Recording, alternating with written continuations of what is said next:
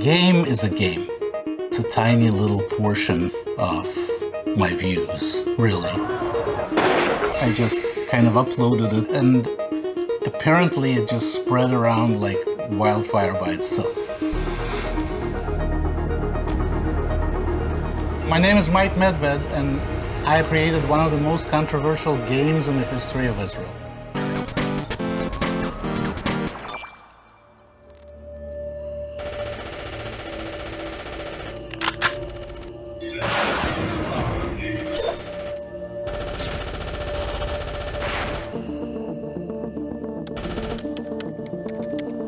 I see a lot of new games on the Arab-Israeli conflict following recent events, but I was the first one.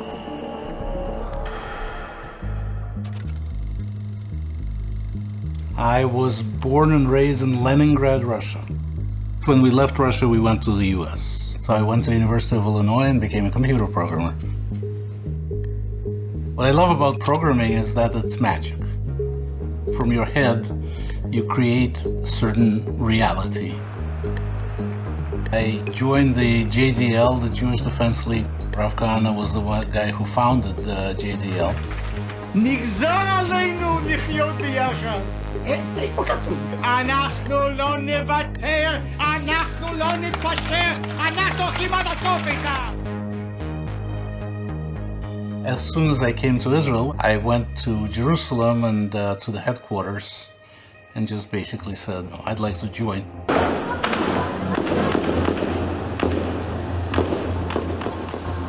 Half a year after I came to Israel, there were basically huge demonstrations, Molotov cocktail and stone throwing against the soldiers. It was called the first Intifada. The army response was that we have to suppress it, but we really don't want to hurt anyone. So that's why the big expression at the time in Hebrew was Yorim v'Bochim, which really annoyed me at the time.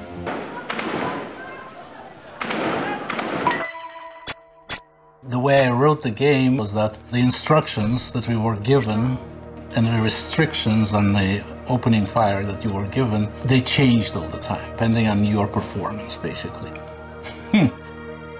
As a right-winger game or a political game, it was just a matter of a reflection of reality kind of game.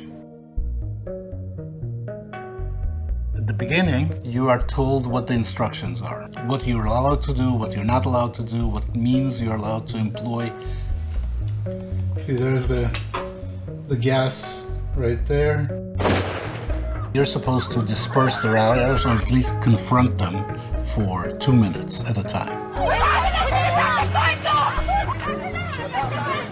And if you don't die in the end, after 2 minutes, it says, okay, the report about what you did, how many bullets you shot, whom did you damage, all that stuff. And it gives you the public opinion index. And if the public opinion index goes above a certain level, elections happened, and then a more right-wing defense minister was elected. And I think Rav Kahana was the most right-wing. Dead. The ambulance is coming.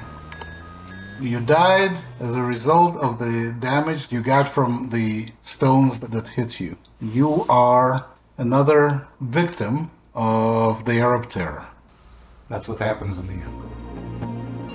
The way I released the game was I just kind of uploaded it to the FIDO BBS system in Israel. Internet still did not exist at the time. So I just uploaded it to the file section, put a little tiny description in it, and every kid in Israel at the time played the game. You can use clubs, tear gas, rubber bullets. You can use plastic bullets against Molotov cocktails.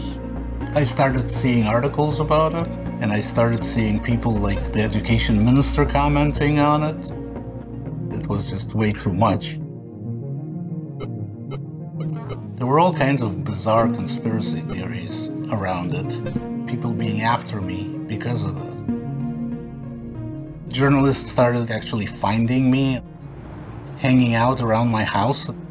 So I talked to my boss and he sent me to a project that we were doing in Italy. I needed to get rid of people following me, and he needed for people not to find out that it was me. So both of us kind of wanted me out. I came up to Rav Kahana and told him about the game, and Rav Kahana was pretty non-committal about it. I don't think he saw any benefit in it. He wasn't a gamer. הבוקר נרצח מאיר כהנא מירי אקדחו של סייד נוסר, ערבי תושב ניו ג'רסי. במערכת הפוליטית גינויים משמאל ומימין. If you think about it, it's a computer game. It's not life. In life, you can solve maybe the problem or do something or the stuff will end. In a computer game, things never end. In computer games, it ends with you dead. I was thinking about it the other day and I thought that if I was doing it today, I would have a subtitle to the game that would be Yorim velo bochim, shoot and don't cry. Because that was the message. You do what needs to be done. And you definitely don't cry about it.